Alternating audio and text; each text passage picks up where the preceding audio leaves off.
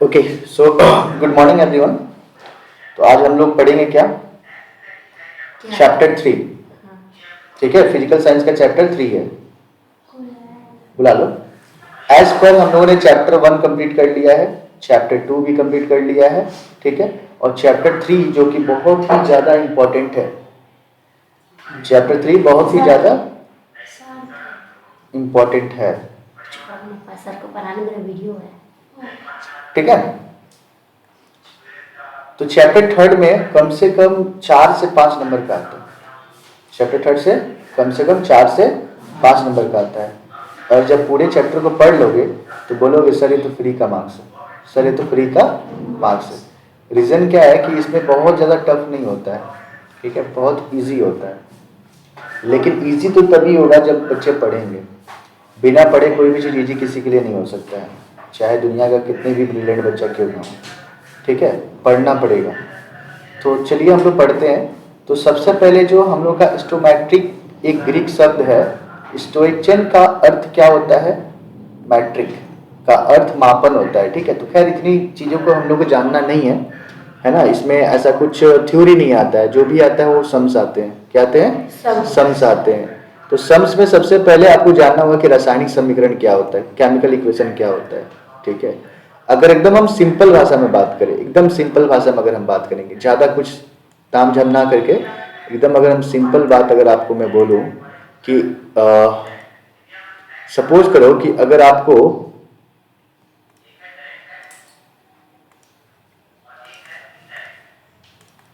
देखो ध्यान से, सपोज करो आपको सभी को पता है कि ये जो वाटर है ना वो किससे बनता है?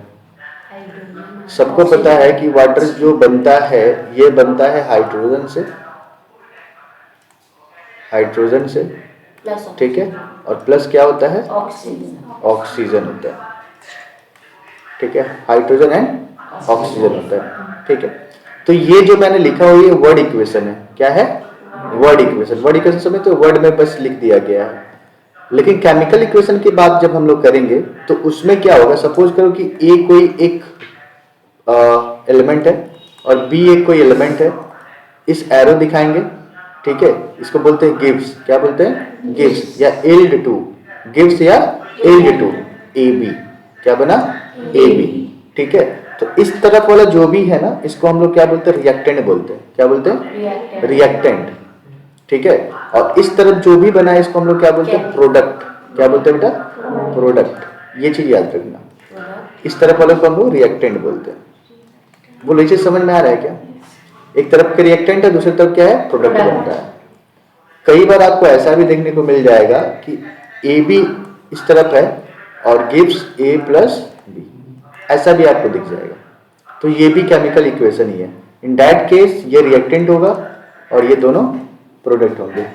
This one are the reactant. इस केस में क्या होगा? ये रिएक्टेंट होगा और ये प्रोडक्ट होगा।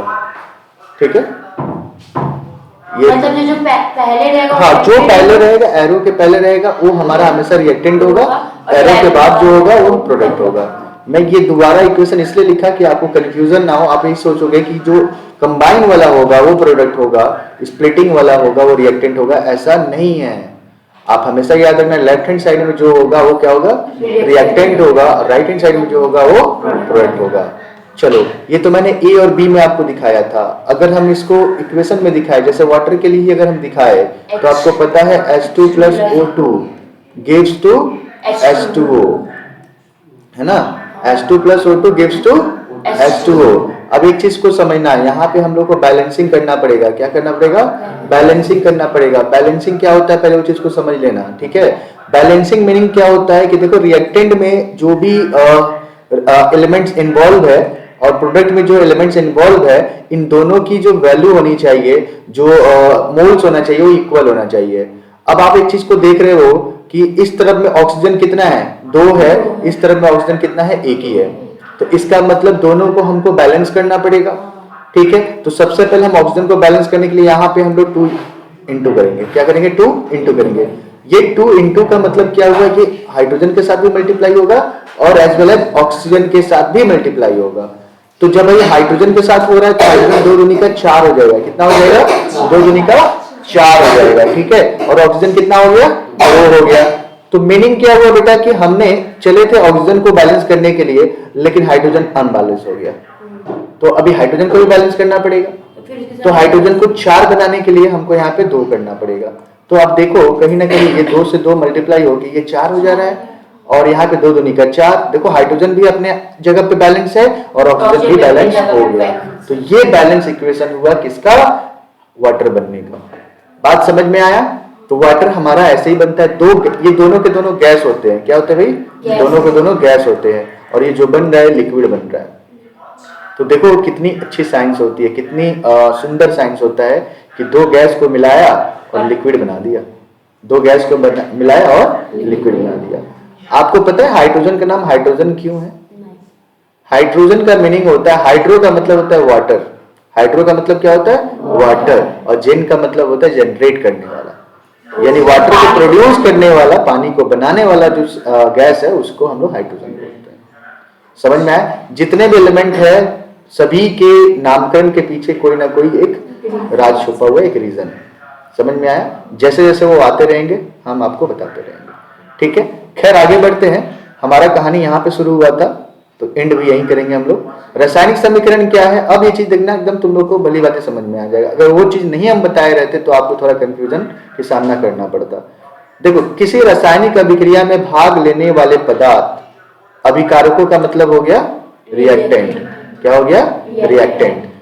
उस अभिक्रिया से बनने वाले नए प्रोडक्ट, उत्पादों मतलब प्रोडक्ट, मैंने बता दिया एक लेफ्ट हैंड साइड वाला है और यह है राइट हैंड साइड वाले को, प्रतीक तथा सूत्रों की सहायता से, प्रतीक का मतलब होता है सिंबल, और सूत्र का मतलब होता है फॉर्मूला।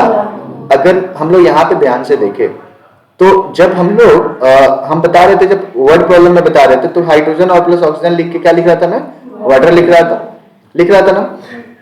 तो ये कुछ नहीं था, ये वर्ड प्रॉब्लम था, सिंबल नहीं था। अगर हम लोग सिंबल की बात करते तो हाइड्रोजन के लिए H सिंबल यूज होता है, लेकिन H2 हम यहाँ पे यूज किए थे। रीजन क्या है कि यहाँ पे हम लोग फॉर्मूला यूज कर रहे थे। क्या यूज कर रहे थे, फॉर्मूला यूज कर रहे थे। समझ में आया ना। तो ये चीज बता रहा है, प्रतीकों और सूत्रों की सहायता से संक्षेप में रासायनिक समीकरण द्वारा प्रदर्शित किए जाते हैं, और संतुलित रासायनिक समीकरण। अच्छा पहले मैं क्या लिखा था, केवल हाइड्रोजन लिख दिया था। आप अगर ध्यान दो तो मैंने बैलेंस नहीं किया था, केवल हाइड्रोजन लिखा था, ऑक्सीजन लिखा था और H2O लिखा था। फिर बैलेंस की बात हमने किया था कि दोनों साइड में हम लोगों को जितना हाइड्रोजन इस तरफ में है उतना ही हाइड्रोजन इस तरफ में होना ही होगा, और जितना ऑक्सीजन है उतना ऑक्सीजन होना होगा। तो इसको हम लोग संतुलित समीकरण बोलते हैं। क्या बोलते हैं, संतुलित समीकरण, मतलब बैलेंस्ड इक्वेशन। ठीक है, समझ में आया। तो समीकरण के तत्वों द्वारा परमाणुओं की संख्या दोनों तरफ बराबर होती है। बताओ ये आपको डेफिनेशन समझ में आया कि नहीं? अगर मैं नहीं बताया रहता तो समझ में आता क्या? नहीं समझ में आता, पल्ले नहीं पड़ता। समझ में आया। तो कोई भी दुनिया के कोई भी डेफिनेशन पढ़ने से पहले या पढ़ के उसके बारे में जानने की कोशिश करो कि भाई वो किस लिए उद्धृत है वो चीज, है ना। ये संतुलित का मतलब क्या हुआ, क्यों ये रासायनिक समीकरण की बात कर रहा है। अगर ये चीज सब पता है then you are able to learn anything else. समझ में आया। आगे बढ़ते हैं। रासायनिक गणना ज्ञात करने के लिए कुछ नियम हम सबसे प्रथम करते हैं। क्या, रासायनिक समीकरण को पहले संतुलित कर लेते हैं, जो कि हमने आपको सिखा दिया। ठीक है। अभिकारकों उत्पादकों का मॉलिक्यूलर मास, ये मैं अभी सिखाऊंगा आप लोगों को। लास्ट डे थोड़ा सा बोर्ड पे बताया भी था मैंने कैसे निकालते हैं, याद है? कैल्शियम कार्बोनेट का मैंने निकाल के दिखाया था आप लोगों को। कैल्शियम का 40 होता है, कार्बन का 12 होता है, ऑक्सीजन का 16 होता है। मल्टीप्लाई करके इसका 100 ग्राम आया था, याद है? फिर से मैं बताऊंगा, कोई दिक्कत नहीं है। ठीक है, क्योंकि कंप्लीट क्लास होने वाला है। खैर, मॉलिक्यूलर मास को उसके नीचे लिखते हैं। ठीक है, वो मैं बता दूंगा। गणना के समय हमेशा इकाई का व्यवहार करते हैं। इकाई माने यूनिट की व्यवहार करते हैं। जैसे कि ग्राम है तो ये भी ग्राम होगा। ठीक है। अब प्राप्त डाटा से अज्ञात पदार्थ का वजन ज्ञात करते हैं। ये चीज अभी तो आपको नहीं समझ में आ पा रहा होगा, आ जाएगा समझ में, टेंशन नहीं है। ठीक है ना। थोड़ी देर बाद अभी जब हम इस पॉइंट पे आएंगे तो ये भी पॉइंट अपने आप आपके दिमाग में बैठ जाएगा। तो ये चारों से 3 पॉइंट समझ में आया, चारों में से। ठीक है। चौथा पॉइंट वो अपने आप आपको समझ में आ जाएगा जब हम लोग सवाल करेंगे। ठीक है। एक बहुत इंपॉर्टेंट है आइंस्टाइन इक्वेशन। क्या है? एल्बर्ट आइंस्टाइन महान वैज्ञानिक थे हमारे जो है वर्ल्ड के। ठीक है। इन्होंने ये बताया था कि दुनिया में ना ही कोई चीज को तुम बना पाओगे, ना ही कोई चीज को तुम बिगाड़ पाओगे। चाहे ऊर्जा की बात कर लो चाहे मात्रा की बात कर लो, मात्रा भी सेम ही चीज है। अगर आप बोलोगे नहीं सर हम तो कागज को जला के बर्बाद कर देंगे, कागज वहां होगा ही नहीं, तो मैं बोलूंगा नहीं बेटा तुम्हारा गलत फहमी है। कैसे गलत फहमी है, इसको प्रूव करते हैं। सपोज कर जब आप कागज को जलाना शुरू करोगे, ठीक है, तो वो कागज जलाओगे जब ऑक्सीजन के संपर्क में आएगा तब, और चूंकि कागज में कार्बन होता है, चूंकि कागज में क्या होता है बेटा, कार्बन होता है, ये कार्बन ऑक्सीजन के प्रेजेंस में आके जलना शुरू होगा तो ये बना देगा कार्बन डाइऑक्साइड। तो ये आपका गैस में कन्वर्ट हो गया। और ये चीज याद रखना, कुछ कुछ एसेस बच जाते हैं, एसेस का मतलब राख बच जाता है कागज का। अगर उस राख को और कार्बन डाइऑक्साइड को अगर आप सम्मिलित रूप से अगर फिर से कैलकुलेशन करोगे तब आप पाओगे कि जितने केजी कागज आप जला रहे थे उतना ही केजी कंप्लीट है। मतलब क्या, आप जस्ट यहाँ पे कन्वर्जन कर पाए हो, क्या कर पाए हो, कन्वर्ट कर पाए हो। You can not destroy them, आप किसी भी चीज को डिस्ट्रॉय नहीं कर सकते। You can only able to convert that things from one form to another form. And same energy के साथ होता है। सेम किसके साथ होता है, एनर्जी के साथ होता है। अभी हम इतना बढ़िया क्यों कर पा रहे हैं पता है, क्योंकि हम कल अच्छे से खाना खाए, चाहे सुबह में थोड़ा बहुत नाश्ता करके आए थे, वट एवर जो भी हो। तो एनर्जी तो तभी रहता है ना जब आप खाना खाते हो। तो जब हम लोग खाना खाते हैं तो एकदम शुरुआत से सोचो, वो खाना हमारे तक आने के पहले कहाँ से आया होगा, प्रकाश संश्लेषण, पौधों की प्रकाश संश्लेषण। तो हमारे जो सूर्य की एनर्जी था, सोलर एनर्जी, उसका ट्रांसफॉर्मेशन हुआ था रासायनिक एनर्जी में, जो कि प्रकाश संश्लेषण की क्रिया हुई। प्रकाश संश्लेषण की क्रिया के दौरान फिर से वो जो एनर्जी था वो स्थितिक एनर्जी यानी स्टैटिक एनर्जी में कन्वर्ट हो गया था। किसमें, फूड में। वो फूड को फिर हमने टेक किया, ठीक है, और वो अभी देखो मैकेनिकल काम कर पा रहे हैं, इतना बोल पा रहे हैं आपके सामने, और आप भी आराम से ध्यान से सुन पा रहे हो चीजों को, है ना। तो energy neither can be created nor can be destroyed but it can be transfer from one form to another. ना ही तुम ऊर्जा को बना पाओगे, ना ही तुम बिगाड़ पाओगे, बल्कि इसे एक रूप से दूसरे रूप में बदल सकते हो। इसके अलावा आप कुछ नहीं कर सकते हो। समझ में आया? तो आप कभी ये मत सोच लेना कि हम इसको बर्बाद कर सकते हैं, उसको बर्बाद कर सकते। You can not destroy anything, ठीक है। बात समझ में आया? ठीक है। तो law of conservation of mass and energy, मतलब मास मतलब मात्रा और ऊर्जा से संबंधित एक यहाँ पे लॉ है। तो ये आइंस्टाइन ने कहा कि E equal to M C square. क्या है बेटा? E equal to M C square. एक बार समझना क्या है। मैं थोड़ा सा इसको ब्रॉड कर लेता हूँ ताकि थिकनेस बढ़ा लेता हूँ ना। रुक जाइए, ये थिकनेस सही रहेगा। चलिए ध्यान से देखिएगा, क्या है बेटा? E equals to M C square. E equal to क्या है? M C square. बेटा E stand for energy, M stand for mass and C stand for what? Velocity of light in vacuum. ये क्या है? Velocity of light है।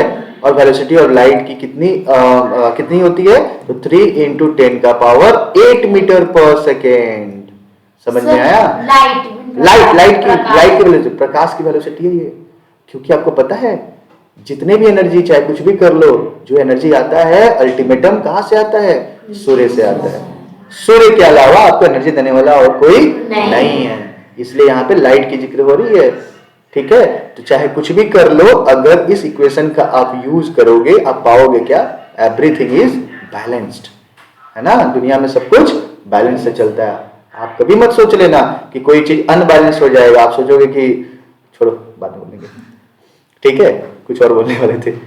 तो देखो यहाँ पे ध्यान से, E equal to M C square. E stand for ऊर्जा, M स्टैंड फॉर पदार्थ की मात्रा एंड C स्टैंड फॉर प्रकाश का वेग।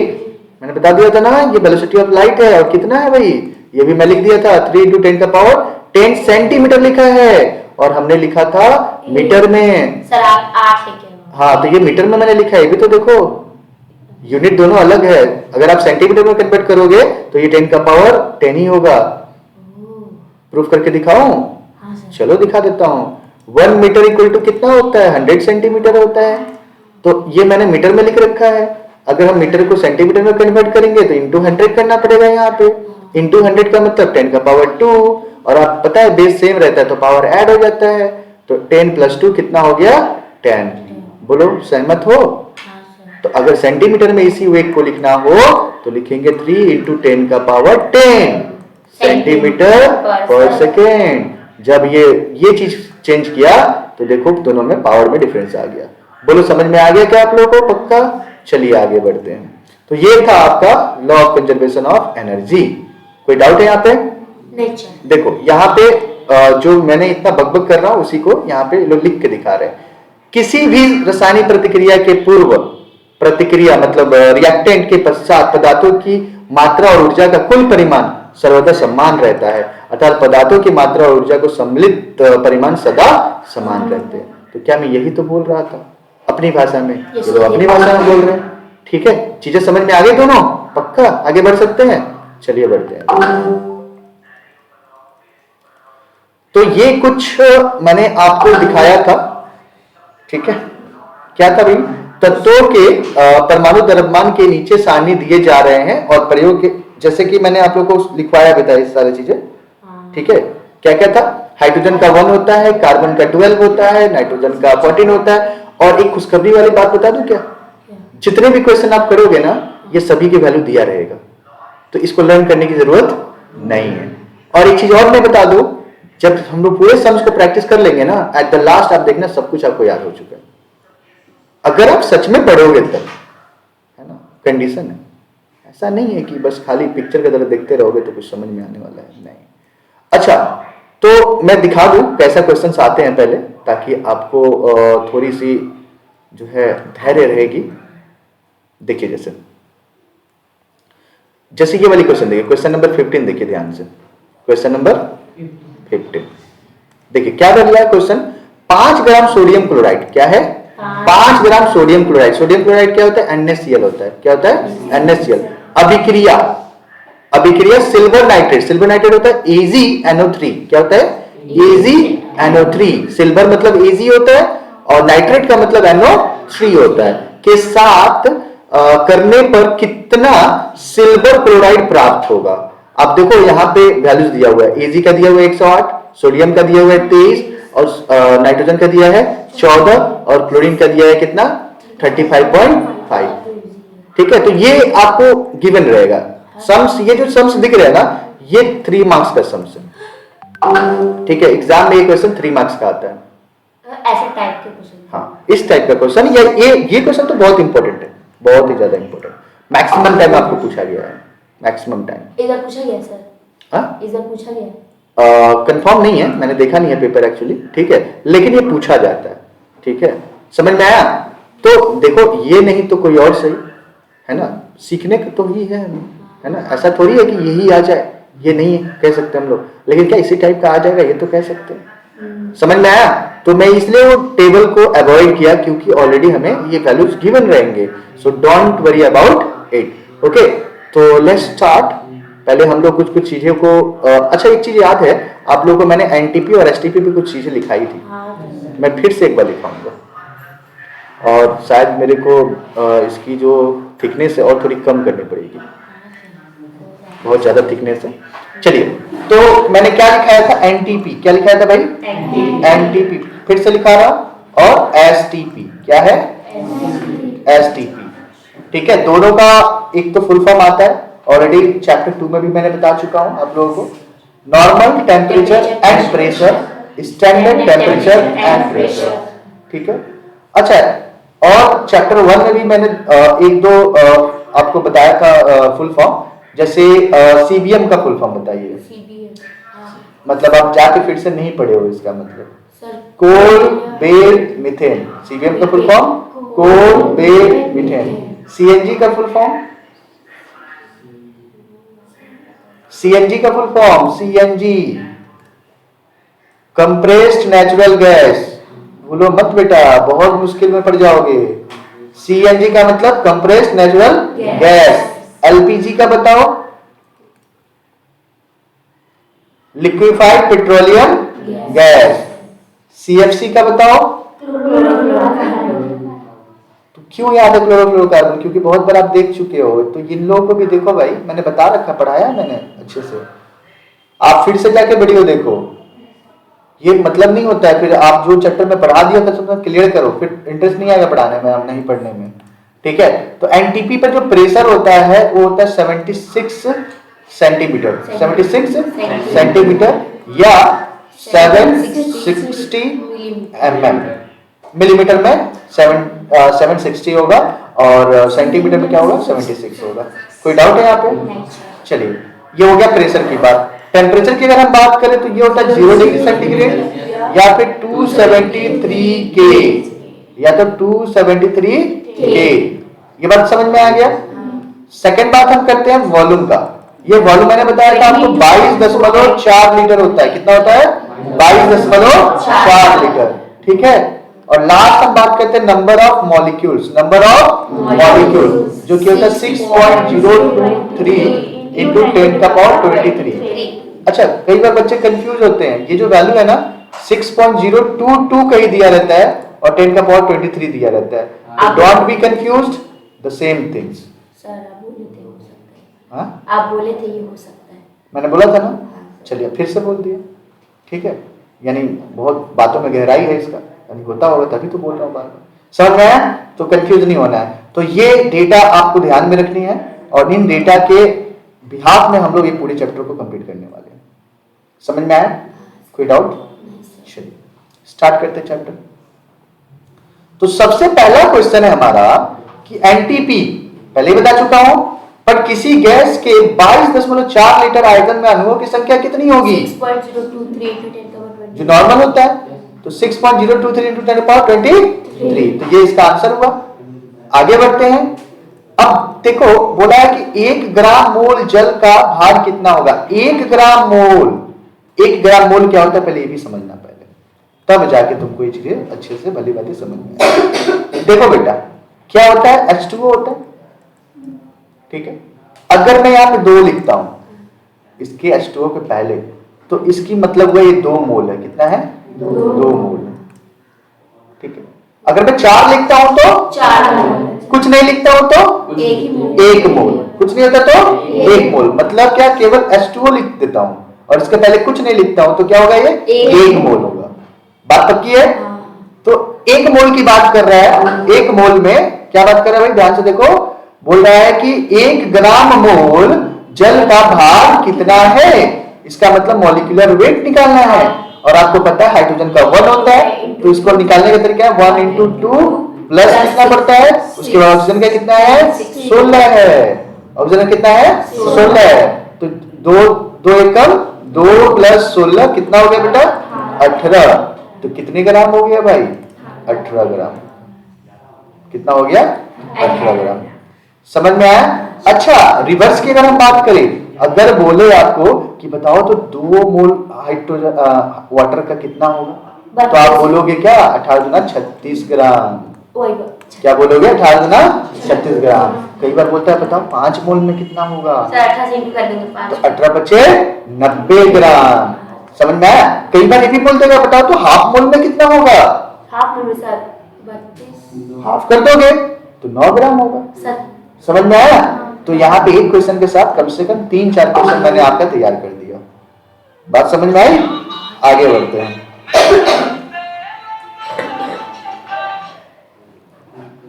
तो आगे क्या है? ये तो हो गया अपना। नहीं, और नेक्स्ट बोले कि 1 ग्राम मोल ऑक्सीजन का भार कितना होगा? 1 ग्राम मोल ऑक्सीजन का भार कितना होगा? भाई ऑक्सीजन का जो सिंबल होता है वो O होता है, लेकिन ऑक्सीजन की अगर हम बात करें तो ये होता है O2, क्योंकि ऑक्सीजन क्या होता है? डायटोमिक होता है। तो डायटोमिक मतलब O2 होगा। अब ध्यान से देखो ऑक्सीजन का 16 होता है, तो 16 इंटू कितना हो गया? 2 हो गया। तो कितना हो गया? 32 ग्राम। कितना ग्राम भाई? 32 ग्राम। तो आंसर क्या होगा हमारा?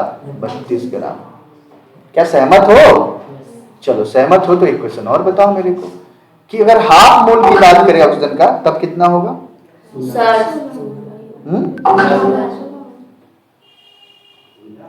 बोलो बोलो। 16 हो जाएगा, हाफ हो जाएगा, है ना? As simple as. ठीक है भाई, आगे बढ़ते हैं।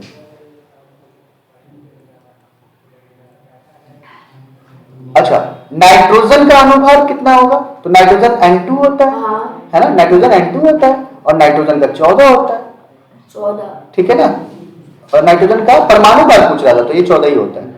ये 14 परमाणु अनुभार नहीं पूछ रहा है। परमाणु भार अलग होता है, अनुभार अलग होता है। ठीक है ना? समझ में? अनुभार का मतलब मॉलिक्यूलर वेट, परमाणु भार का मतलब एटॉमिक वेट। ठीक है ना? कोई डाउट यहाँ पे?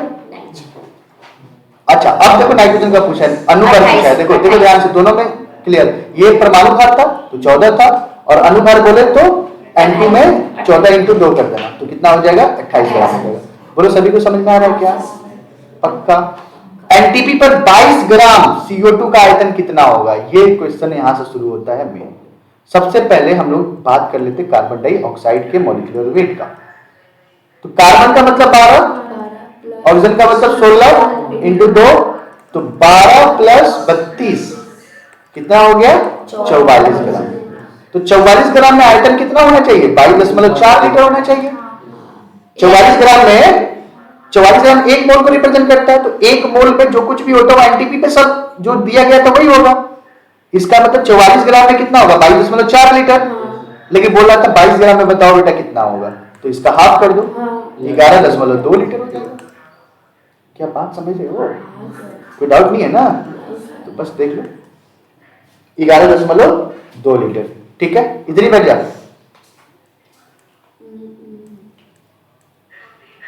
समझ आया क्या? आगे देखो, किसी गैस का वाष्प घनत्व, वाष्प घनत्व का मतलब होता है वेपर डेंसिटी। क्या होता है? वेपर डेंसिटी, तथा उसके ग्राम अनुभाग कितना होता है, उसका ग्राम अनुभाग कितना होगा। वेपर डेंसिटी दे रखा है तो तुमको क्या पूछा है? ग्राम अनुभाग पूछा है, मतलब अनुभाग पूछा है, मॉलिक्यूलर वेट पूछा है आपको, ठीक है। तो आप याद रखना एक चीज, एक फॉर्मूला होता है,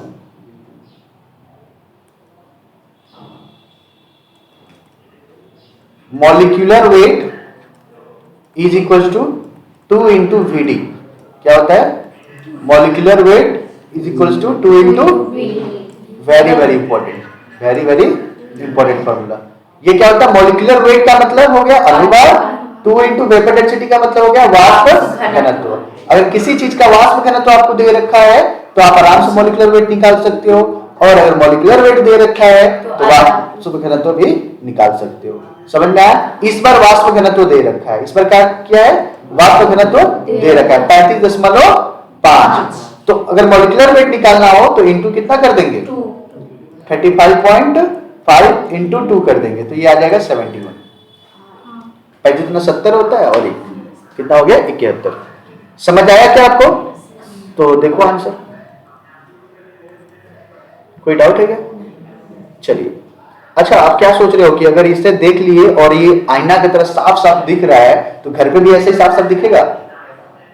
नहीं समझ रहे हम क्या बोलना चाह रहे हैं?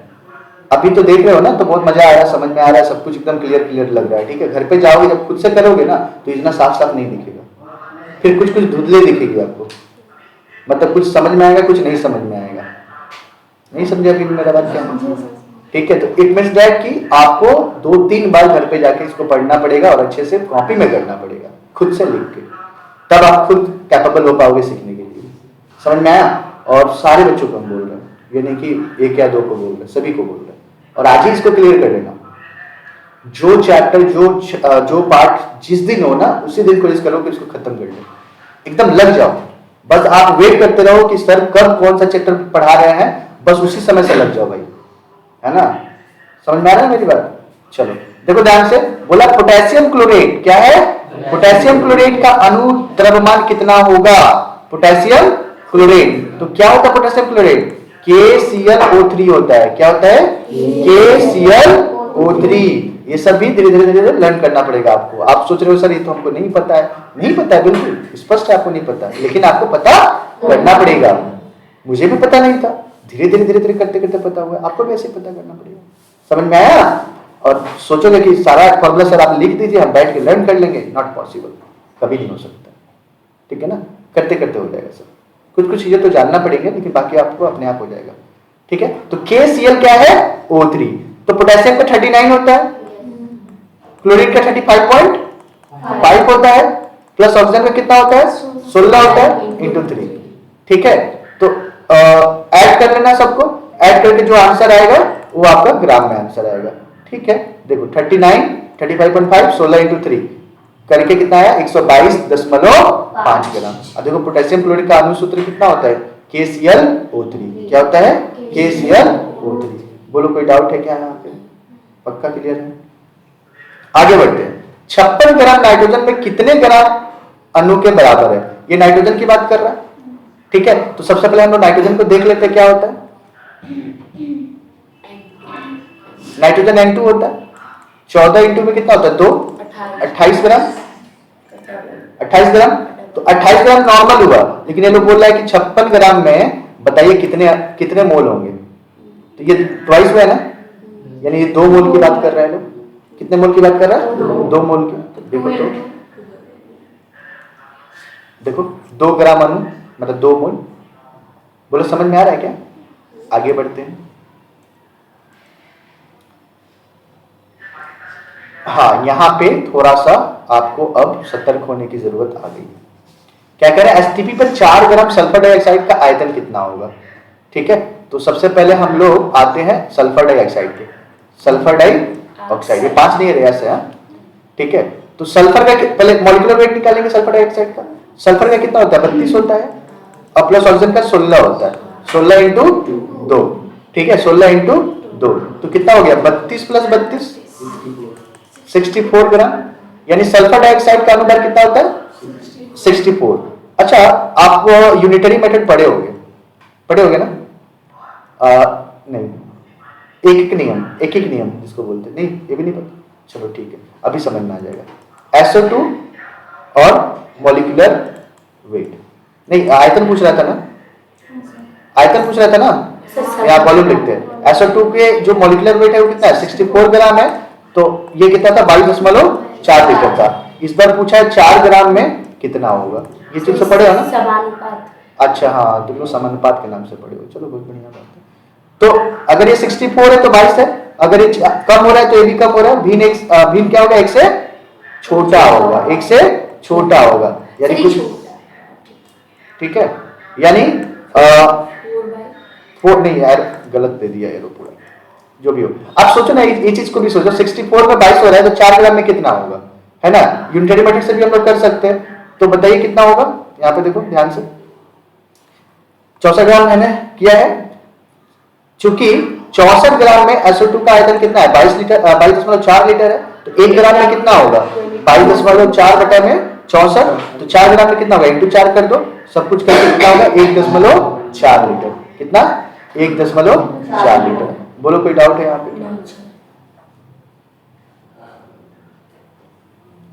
नेक्स्ट है, एनटीपी पर 11.4 लीटर CO2 का अनुभार कितना होगा?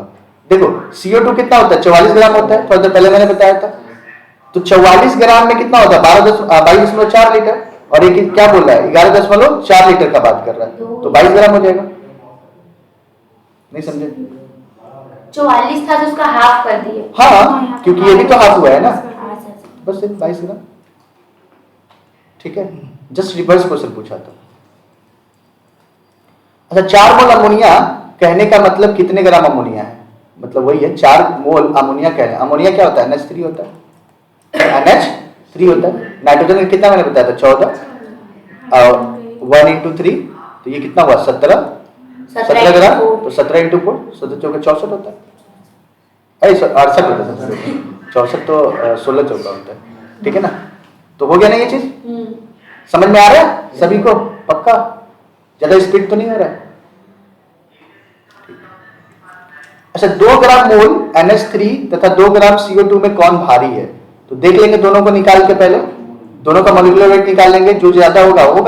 अब सबसे पहले देखो, NH3 अभी हमने निकाला था 17 होता है, तो 17 दूना 34 ग्राम। तो ये हो गया 34 ग्राम, नहीं 34 ग्राम, ठीक है। और दूसरा क्या बोल रहा है? 2 ग्राम।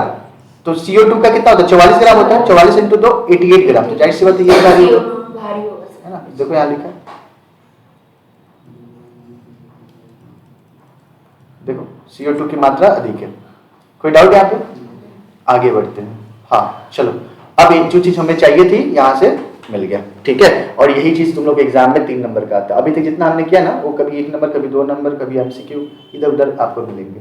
और अब जो हम लोग सीखेंगे वो 3 मार्क्स का आता है, पक्का आता है, ठीक है ना?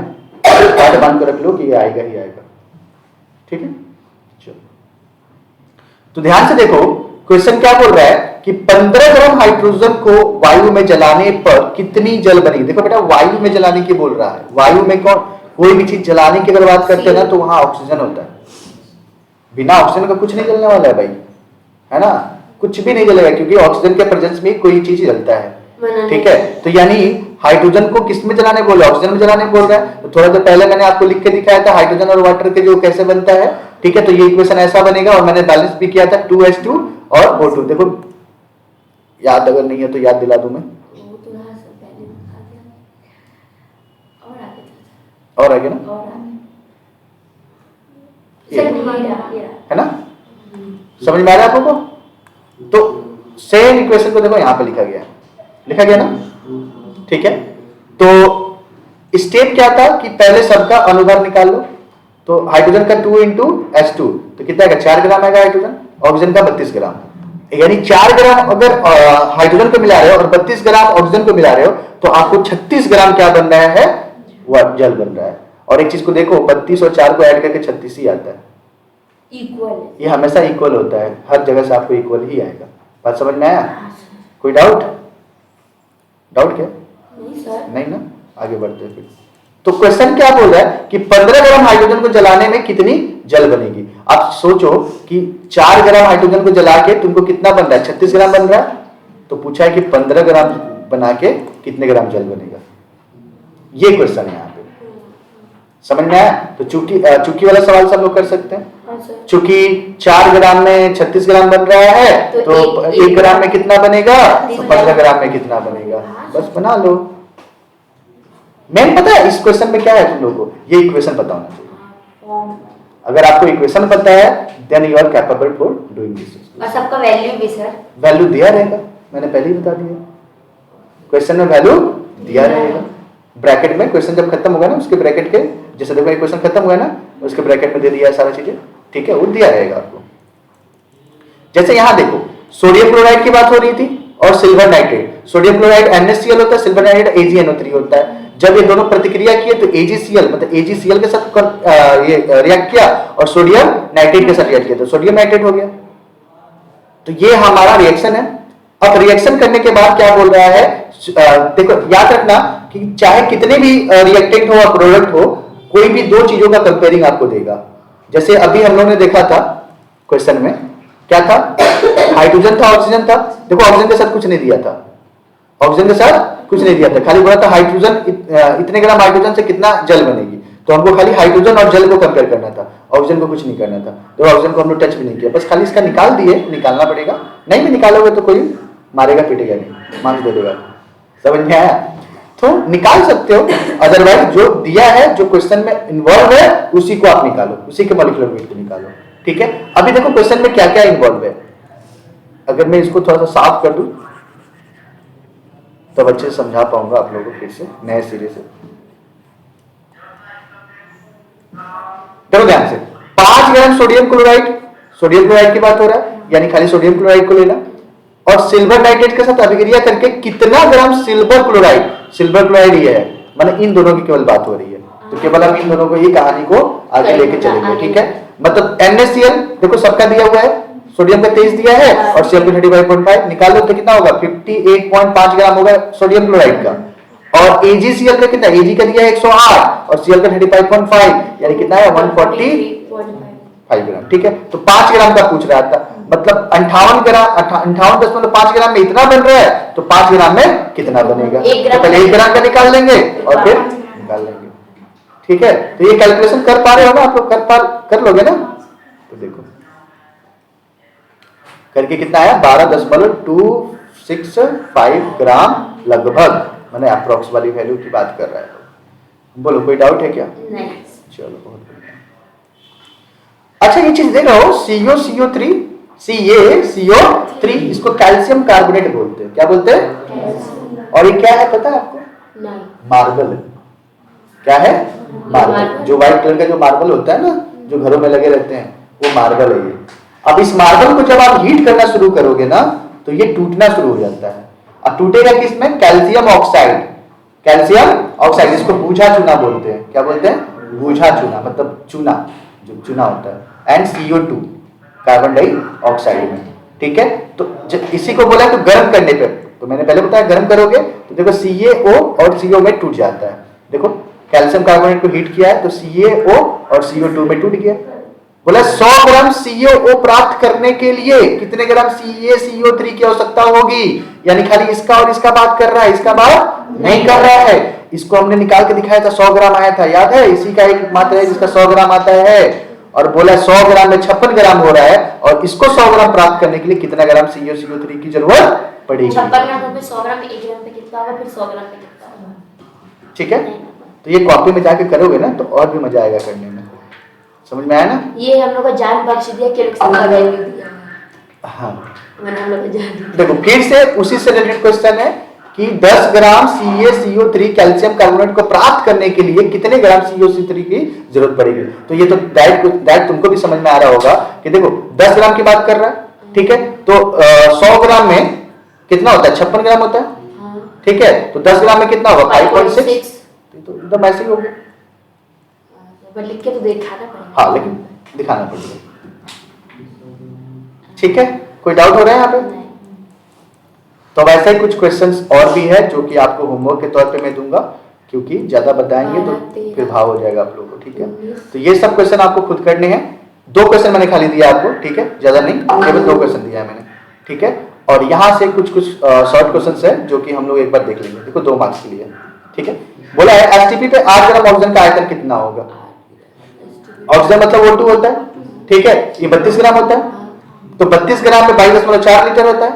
32 ग्राम में 22.4 लीटर, तो 1 ग्राम में कितना होगा, 22.4 बटे में 32, और कितने पूछा है, 8 ग्राम में पूछा है, तो इंटू 8 कर दो, ठीक है। तो 8 चौका 32, 4 से इसको डिवाइड कर दो, तो 4 पचे 20.4 मतलब 5.6 लीटर। नहीं, हाँ ठीक है, राइट है। समझ में आया क्या? अच्छा, CO2 का 1 ग्राम मोल में कितने ग्राम के बराबर होता है, तो 44 ग्राम के बराबर होता है। CO2 कितना होता है, 44 ग्राम होता है, और 1 मोल की बात करें तो 44 ही होगा। 2 मोल का बात करें तो 44 इंटू 2 होता है। 4 मोल का बात करें तो 44 इंटू 4 होता है, ठीक है। किसी गैस का अनुभाग 44 है, तो ये CO2 का है, तो उस गैस का 22 ग्राम में आयतन कितना होगा, तो हाफ कर दो, 11.2 लीटर। नॉर्मली कितना होता है, 22.4 लीटर, तो ये हाफ की बात कर रहा है, तो 22.4 लीटर, 22.2 लीटर हो जाएगा। समझ लो ना? 11.2 लीटर, सॉरी। अच्छा, HNO3 ये क्या नाइट्रिक एसिड है, का अनुभार व वाष्प घनत्व कितना है। अनुभार ही पूछा है, वाष्प घनत्व ही पूछा है, तो निकाल लोगे।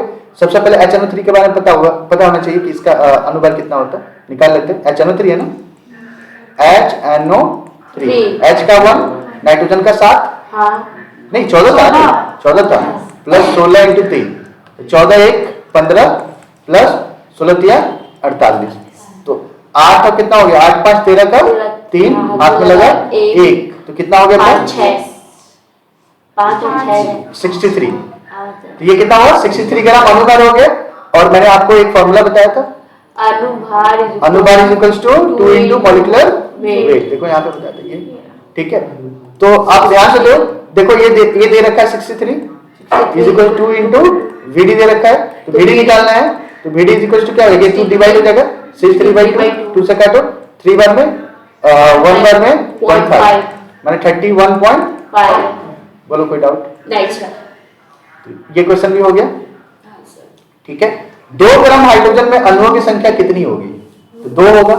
अणुओं की संख्या पूछा है, तो अणुओं की संख्या नॉर्मली कितना होता है, 6.023 × 10⁻23 होता है, ठीक है। ये एक मोल में होता है, ये 2 का बोला 2 से 2 कर देना, समझ गए ना? 6.02 इसी में होगा, पावर में नहीं होगा। पावर में कैसे निकलेगा, ओ साहब बोले तो सही से, ठीक है। तो होप सो कि आपको ये क्लास भली भांति समझ में आई होगी। अब हम यही उम्मीद करेंगे कि अगले क्लास में आप लोग इसको अच्छे से करके आ जाओ, ठीक है। बात समझ में आया?